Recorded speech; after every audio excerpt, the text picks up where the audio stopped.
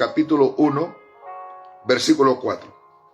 Voy a dar lectura a la palabra del Señor y lo voy a hacer en el nombre de nuestro Señor Jesucristo, bajo la guianza del Espíritu Santo, para la gloria de Dios Padre, el cual nos consuela en todas nuestras tribulaciones, para que podamos también nosotros consolar a los que están en cualquier tribulación, por medio de la consolación con que nosotros somos consolados por Dios.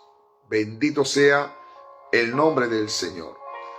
Bien, hermano, he considerado este único versículo de las Sagradas Escrituras, 2 de Corintios, capítulo 1, versículo 4, para ser más exacto, donde voy a tratar de desarrollar esta enseñanza titulado Lo que Dios es para su pueblo.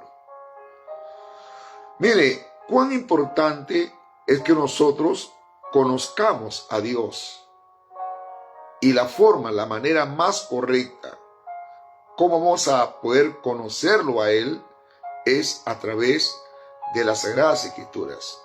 No hay duda que Dios se va a manifestar de muchas formas, de muchas maneras.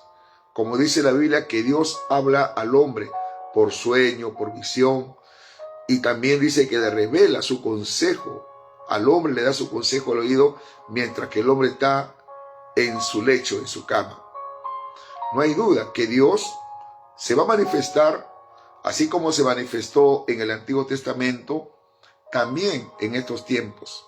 Pero yo creo que la forma más segura, más precisa, cómo Dios se manifiesta, es a través de su palabra. No solamente basta conocerlo a Dios como su Salvador. Yo creo que eso es muy importante. Pero recuerde que Dios, en cuanto a su carácter, en cuanto a su personalidad, Él tiene también atributos. Tanto atributos divinos, por decirlo así, Él es eterno, Él es omnipotente, Él es omnisciente, Él es omnipresente. Son atributos divinos que Él tiene, como también hay atributos morales, que Él es fiel, Él es santo, Él es justo, Él es misericordioso. Dios también es amor. Hermanos, a través de las Sagradas Escrituras, muy aparte recalco de los atributos de Dios, entonces nosotros tenemos que conocer qué es Dios para nosotros, lo que Dios es para su pueblo. ¿Sabe qué cosa? Es que Dios nos escogió. No es que nosotros lo hayamos escogido a Dios, no. Él nos escogió a nosotros. Nosotros no éramos merecedores, la verdad, no éramos dignos de formar parte de su pueblo, de que ahora seamos llamados hijos de Dios. Como dijo el apóstol Juan, mirad cuál amor nos ha dado el Padre, para que seamos llamados hijos de Dios. Pero esto el mundo no lo conoce, porque no le ha conocido a Él. Entonces, hermano, ¿cómo lo vemos a Dios? ¿O qué es Dios para nosotros? Es que Él nos ha escogido. Alabado sea el nombre del Señor. ¿Por qué lo escogió Dios? ¿O por qué me escogió Dios a mí o a ustedes? ¿Por qué? ¿Acaso porque usted era digno? No, de ninguna manera. Éramos viles pecadores, porque lo que nos esperaba era la condenación eterna.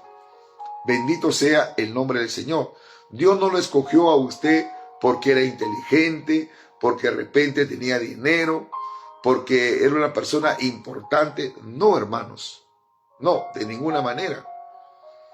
La verdad, cuando me pongo a meditar, a veces, y recuerdo cómo Satanás me tenía esclavizado desde mi adolescencia y también parte de mi juventud.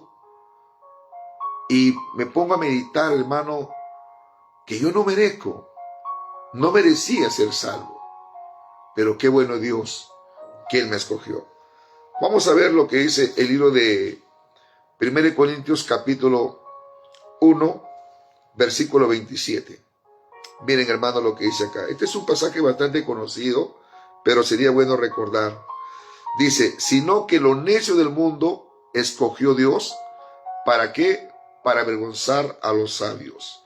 Y lo débil del mundo escogió Dios. ¿Para qué? Para avergonzar a lo fuerte. Mire, cuando Pablo escribe esta carta a los Corintios, yo siempre voy a decir, Pablo escribía las cosas con criterio, por revelación del Espíritu Santo y también contradiciendo al carácter, a las actitudes de muchos griegos, por cierto, hermano, que se jactaban por su conocimiento intelectual, por su filosofía, por muchas cosas que Grecia en aquel entonces había alcanzado. Recuerde que Corinto era un puerto muy importante que se encontraba en el país de Grecia.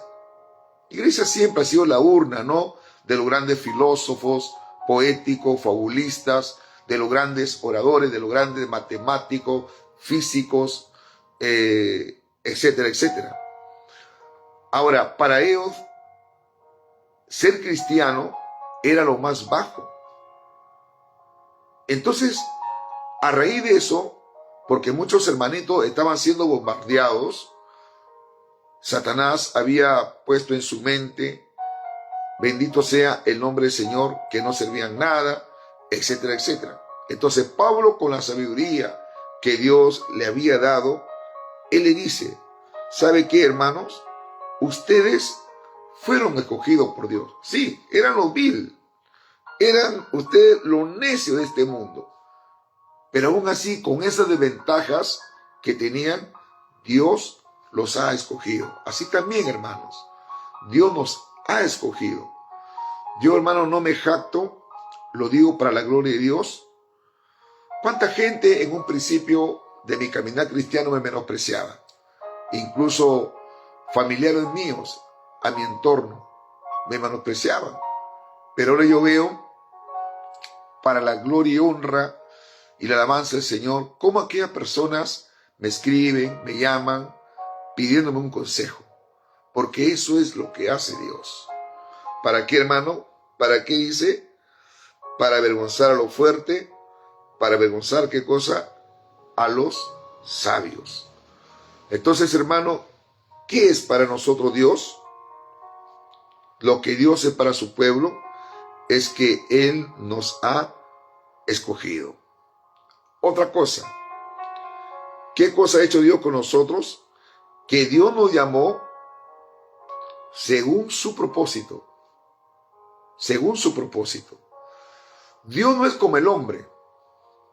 El hombre se equivoca. Hace unos días atrás les hablaba que hoy en día el hombre que no tiene el temor de Dios en su corazón hace hijos por doquier. No le importa. La verdad, hoy en día hay tantos juicios en el Poder Judicial por muchos hombres, por manutención y por tenencia de hijos. Eso es lo malo del hombre que no conoce a Dios, que hace hijos sin propósito, sin objetivos. Pero Dios no es así. Hermanos, Dios nos llamó a nosotros y ahora somos sus hijos, pero nos llamó con propósitos. Él tiene un propósito con usted, Él tiene un plan, Él tiene un proyecto, también con mi vida. Todos hemos sido llamados por Dios, o sea, aquellos que se han arrepentido, con un propósito. Recalco, Dios no es como el hombre. Dios es sabio. Dios hace las cosas como Él quiere en su soberanía. Alabado sea el nombre del Señor. ¿Y cuál es el propósito? ¿Cuál es el plan de Dios? La Biblia lo remedia, hermano. Vamos a ver lo que dice el libro de Romanos capítulo 8, versículo 28. Entonces, usted no tiene que verse o considerarse como el mundo lo ve. La verdad, no tiene que verse así. El mundo siempre nos va a señalar. El mundo tiene muchos prejuicios contra usted y contra mí. A veces nos van a humillar, nos van a despreciar. Jesús mismo lo dijo, el mundo os aborrecerá, pero yo he vencido al mundo. Gloria sea el nombre del Señor. Entonces nosotros tenemos que vernos como Dios nos ve. ¿Y cómo Dios nos ve? Como sus escogidos. Qué privilegio, hermano, qué bendición. Romanos capítulo 8, versículo 28. Veamos lo que dice las Sagradas Escrituras. Y sabemos que a los que aman a Dios, todas las cosas le ayudan a bien. Esto es, a los que conforme a su propósito son llamados. Pero hay algo que tenemos que resaltar en este versículo. A los que verdaderamente aman a Dios. Porque no todos aman a Dios. ¿Cómo uno puede demostrar que ama a Dios?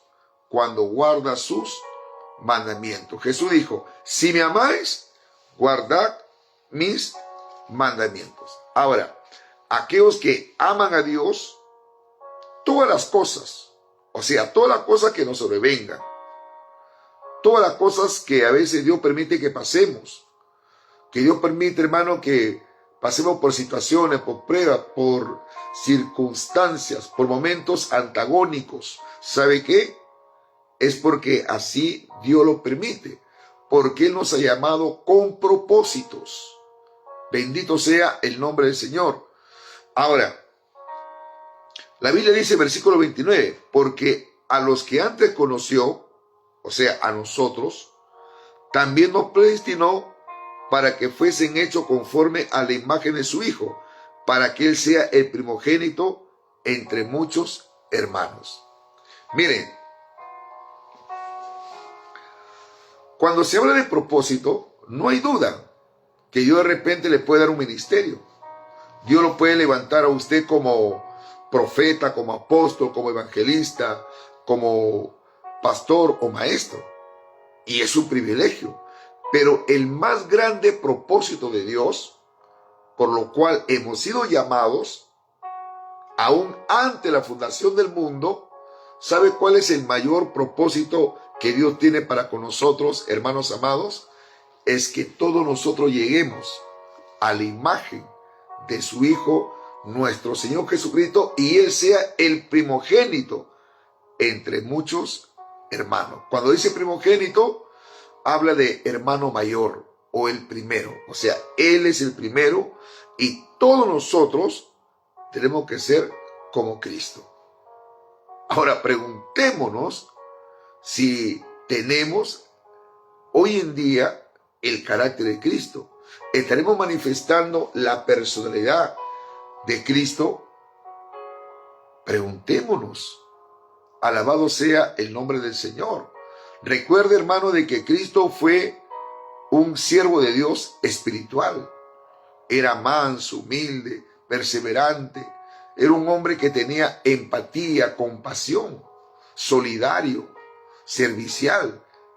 Era un hombre incansable. Era un hombre, porque fue hombre, guiado por el Espíritu Santo, que siempre le daba la gloria, la honra, la alabanza a Dios. Entonces, día a día, tenemos que anhelar a que nosotros, hermano, nos parezcamos cada día a nuestro Señor Jesucristo. Entonces, Dios llama con propósito. Ese es el Dios, el cual nosotros hoy en día servimos. Bendito sea el nombre del Señor. Ese es el Dios para nosotros. Nos llamó con propósito. Efesios capítulo 1, versículo 5. Vamos a ver. Efesios capítulo 1. Gloria sea el nombre del Señor. Efesios capítulo 1, el versículo 5 dice así: en amor, habiéndonos predestinado para ser adoptados, hijos suyos, por medio de Jesucristo, según el puro afecto de su voluntad. ¿Para qué? Para la alabanza de la gloria de su gracia, con la cual nos hizo aceptos en el amado. ¡Qué bendición! ¿Cuál fue también el propósito de Dios? Para que nosotros seamos adoptados, hijos suyos. Hemos sido adoptados. Por eso que hoy en día tenemos el espíritu de adopción, como dijo Pablo, ¿no? El cual hoy en día clamamos, Abba Padre. Somos adoptados. La Biblia dice, 1 Juan capítulo 3, versículo 8, y todo aquel que practique el pecado, ¿de quién es? Es del diablo. Así dice la Biblia, hermano. El que practique el pecado es del diablo. ¿Y qué cosa es pecado? Es transgredir el mandamiento de Dios. Es infringir la ley de Dios. Todo aquel que practica de repente la borrachera, la mentira, aquel que practica el secuestro, el robo, la estafa, practica la hechicería, la idolatría, practica el espiritismo, la fornicación, el adulterio, la borrachera, todas esa persona que practica tales cosas, la Biblia dice que no heredarán el reino de Dios. Pero qué bueno que cuando uno recibió a Cristo, cuando escuchó el Evangelio, cuando escuchó la palabra de Dios, el Espíritu Santo trató con nuestras vidas. Y Dios nos trajo, hermano, al arrepentimiento, porque quien lleva a que el hombre se arrepiente de su pecado no es la filosofía, no es la doctrina de hombre, no, es el Espíritu Santo, hermano. Bendito sea el nombre del Señor. Entonces, cuando el hombre o la mujer se arrepiente de sus pecados y Dios conoce su corazón, inmediatamente, hermano, Dios nos adopta como hijo suyo por medio de nuestro Señor Jesucristo. ¿Se da cuenta? O sea, el Dios que nosotros servimos es un Dios con propósitos. Alabado sea el nombre del Señor. Entonces, ¿qué más? ¿Qué más es Dios para su pueblo? ¿Qué cosa es más, hermano? Dios purifica y santifica a su pueblo. 1 Corintios, capítulo 6. Vamos a ver. 1 Corintios, capítulo 6, versículo 11. Dice la bendita palabra del Señor así. Y esto, eras algunos. Vamos a leer del contexto para luego centrarnos en el texto. 1 Corintios capítulo 5, versículo 9. Vamos a ver. 1 Corintios capítulo 5, versículo 9 dice: ¿No sabéis que los injustos no heredarán el reino de Dios? No erréis, ni los fornicarios, ni los idólatras, ni los adúlteros, ni los afeminados, ni los que se echan con varones, ni los ladrones, ni los ávaros, ni los borrachos, ni los maldicientes, ni los estafadores heredarán el reino de Dios. Eso está claro. Pero luego el apóstol Pablo dice algo. Y esto erais algunos, como diciendo, ustedes eran uno de estos, mas ya habéis sido lavados. Ahora ustedes, luego del arrepentimiento, ya han sido lavados. Ya habéis sido, ¿qué cosa? Santificados. Ya habéis sido justificados en el nombre del Señor Jesús y por el Espíritu de nuestro Dios. Entonces, ¿quién nos ha santificado? Dios, por medio de su Espíritu Santo. Alabado sea el nombre del Señor. Entonces, Dios nos santificó. Dios nos santificó. Si bien es cierto, hermano, desde el momento que una persona se arrepiente y acepta a Jesucristo, ya hemos sido santificados. Eso se llama la santificación instantánea. Pero también hay una santificación progresiva. Eso se da, hermano, conforme uno escucha la palabra y uno pone por obra la palabra. Uno tiene que anhelar también santificarse cada día. Alabado sea el nombre del Señor. Uno, hermano, cuando escucha la palabra, se va renovando, se va limpiando, porque eso es lo que cumple la palabra. Nos redarguye, nos enseña, nos perfecciona.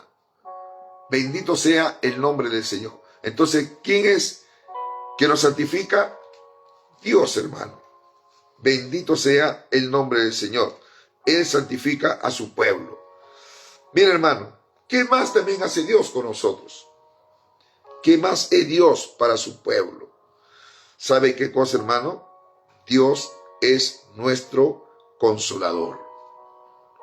¡Qué maravilla, hermanos! Dios es nuestro consolador. ¿Quién en algún momento de la vida cristiana no se ha desanimado? ¿Quién, hermano, no se ha afligido?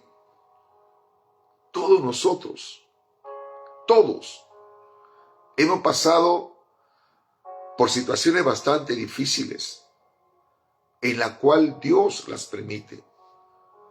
El mismo Señor Jesucristo también llegó un momento en que se encontraba, hermano, sumamente afligido.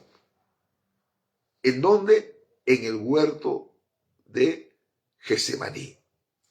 E incluso él empezó a manifestar, a dar a conocer lo que le estaba pasando, lo que le estaba sucediendo a sus discípulos. Él lo dijo: mi alma está muy triste, mi alma está angustiada.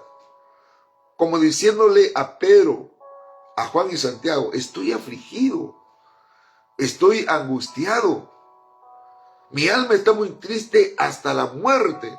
Mire, y Jesús le está pidiendo a estos tres discípulos que se solidaricen, que lo apoyen en oración.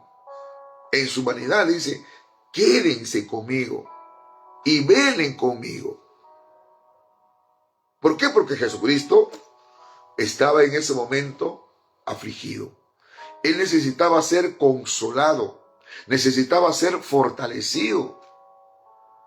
¿Cuántas veces, hermano? ¿Cuántas veces me he sentido así? Por ejemplo,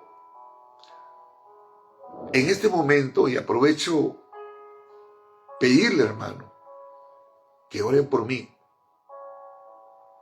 Oren por mi esposita. Ella está delicadita. Mis dos hijas están delicadas. Probablemente a mi hijita la mayor la estén operando. La verdad, yo solamente espero un milagro. No le cuento esto para que usted tenga lástima de mi persona, pero hay una realidad. Yo creo en el poder de Dios, pero también creo que Dios le ha dado sabiduría a los hombres, a los médicos, y Dios puede usar la vida de los médicos. Pero todo esto tiene un precio. Una operación en la que necesita mi hija hoy en día, la mayorcita, tiene un precio. Pero hoy en día solamente Dios puede hacer un milagro financiero en mi vida. Porque para Él no hay nada imposible, hermanos. Entonces, ¿qué hace Dios cuando alguien está pasando por situaciones, por momentos difíciles? Dios nos consuela. Como consoló a nuestro Señor Jesucristo, la Biblia dice que vinieron ángeles y lo fortalecían. Alabado sea el nombre del Señor. Pablo, hermano, fue un hombre de Dios que también se afligía. Y cuando alguien está afligido, es allí precisamente que el enemigo gana ventaja. Empieza, hermano, a bombardearle con pensamiento de duda, de incredulidad. Y esto nadie se va a escapar. Recuerde de que muchos, de una u otra manera, Satanás ha bloqueado su mente en los momentos de angustia, de prueba, y les he dicho, ¿dónde está tu Dios? ¿Dónde está ese Dios el cual tú sirves? Mira, ve, desde que tú estás ahí, aleluya, gloria a Dios. Desde que tú estás sirviendo a Dios, desde que te has metido ahí con los evangélicos, todo te va mal.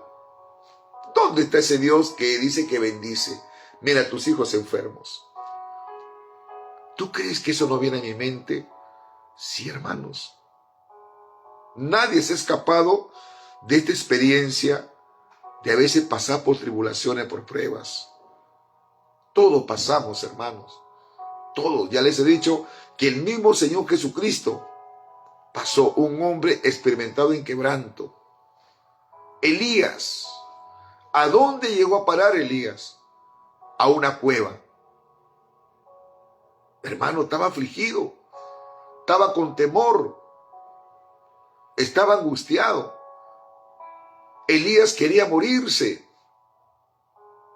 Él empezó a decir, no, yo no sirvo para esto. Mire hasta dónde el enemigo había ganado ventaja, que había entrado Elías en un estado de depresión, de ansiedad.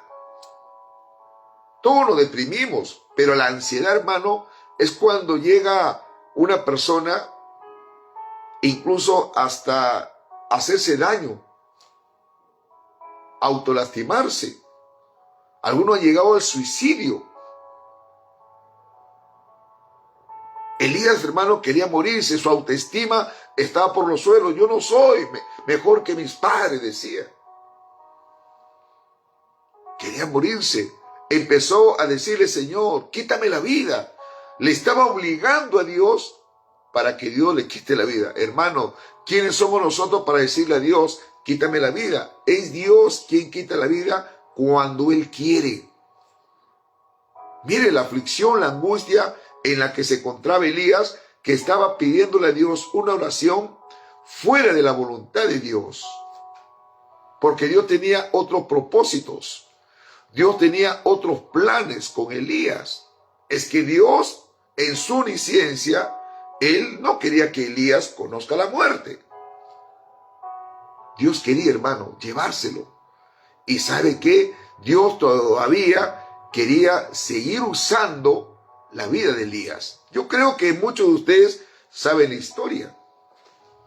Sabemos, hermano, que fue Dios quien consoló el corazón de Elías, enviando a quién, a un ángel, y Dios hablándole.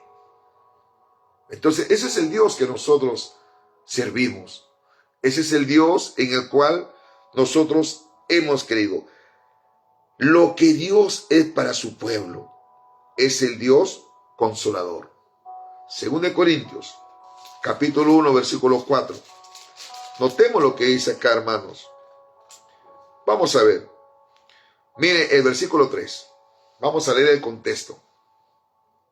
Dice así el apóstol Pablo: bendito sea el Dios y Padre de nuestro Señor Jesucristo, Padre de misericordias, y que dice, y Dios de toda consolación. Le dije en un principio de esta enseñanza, cuán importante es conocer a Dios. Y acá Pablo lo llama a Dios como un Dios de toda consolación. Si el hombre entendiera esto, hermano, si el hombre conociera quién es Dios en todas sus características, en todas sus cualidades, en todas sus virtudes, por eso que vale la pena enseñar y predicar el evangelio y presentar a un Dios que consuela los corazones.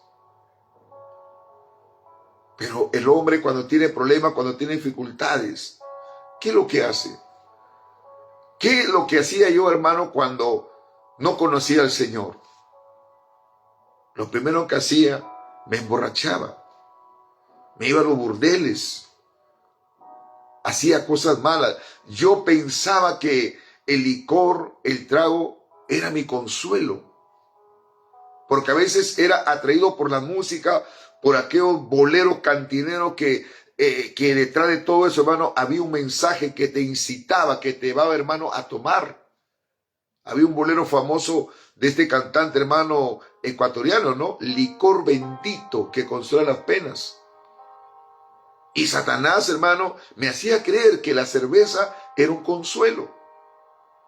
Pero cuán maravilloso, hermano, que ahora nosotros sabemos por la palabra que tenemos a un Dios de toda consolación. Alabado sea el nombre del Señor.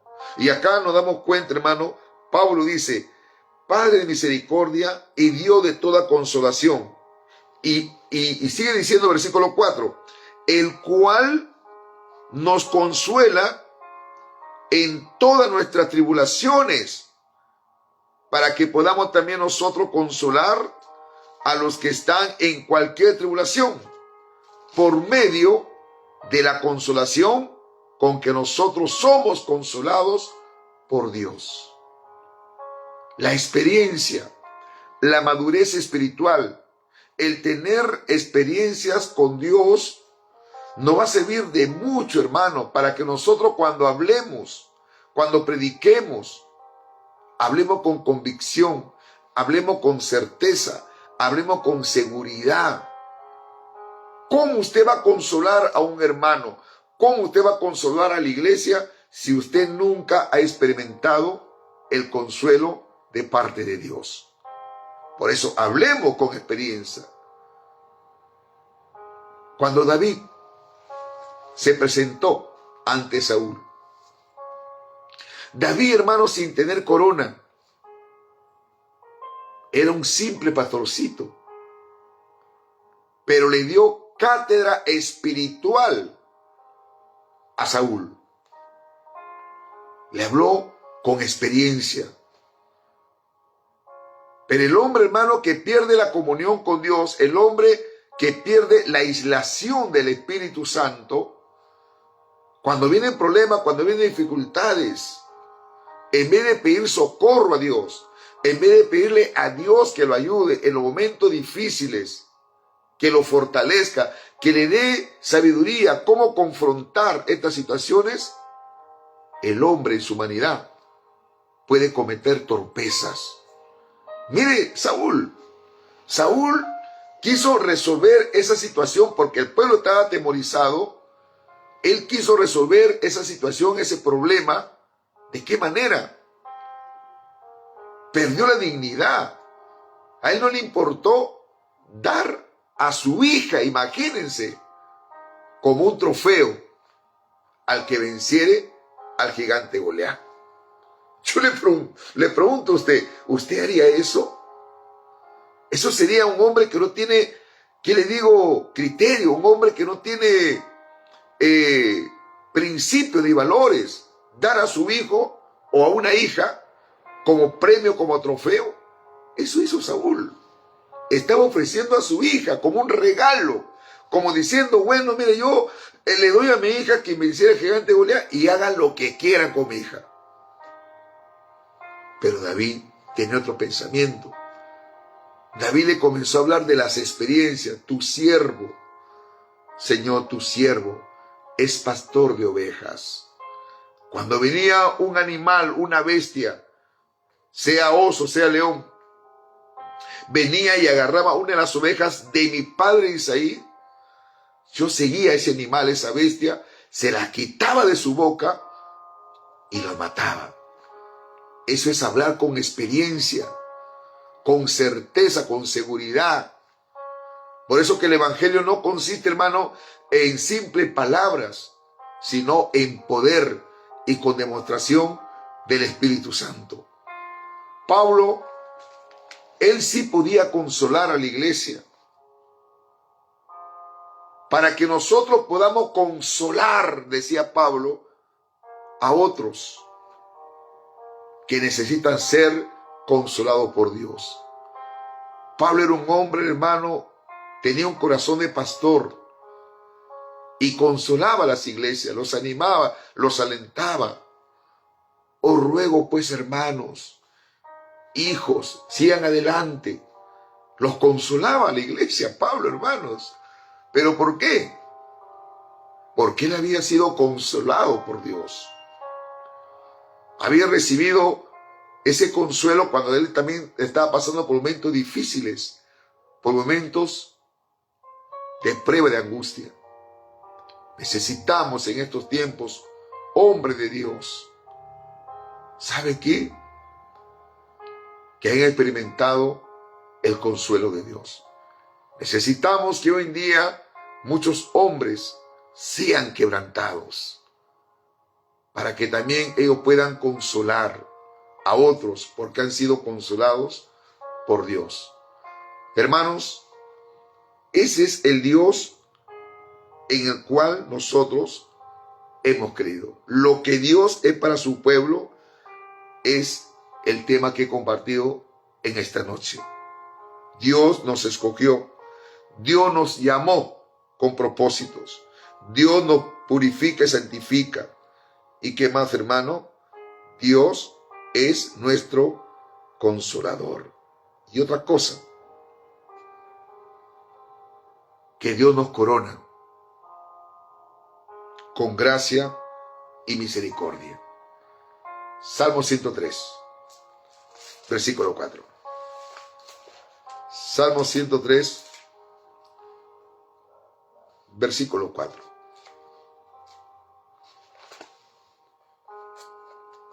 Dice la bendita palabra del Señor así: el que rescata del hoyo tu vida, el que te corona de favores y misericordia. Dice que el que te corona de favores y misericordia. Que la gracia de Dios, hermanos, sobreabunde en vuestros corazones. No somos merecedores, no somos dignos. No somos merecedores, hermano, y no merezco muchas veces, no soy digno incluso de hablar y de enseñar su palabra. Yo le doy gracias a Dios por la esposa que me ha dado, una esposa que siempre me dice: Emilito, levántate, hijo, y ora. Ahí estoy, hermanos, siguiendo adelante. No me equivoqué en escoger a esta mujer como mi compañera, como medio idónea. Dios no se equivocó. Perdónenme, hermanos, pero necesito que me apoyen en oración. Mi esposa está delicadita y mis dos hijas también. Pero sé que Dios me va a ayudar. Dios me sacará en victoria. Quiero hacer una oración por usted.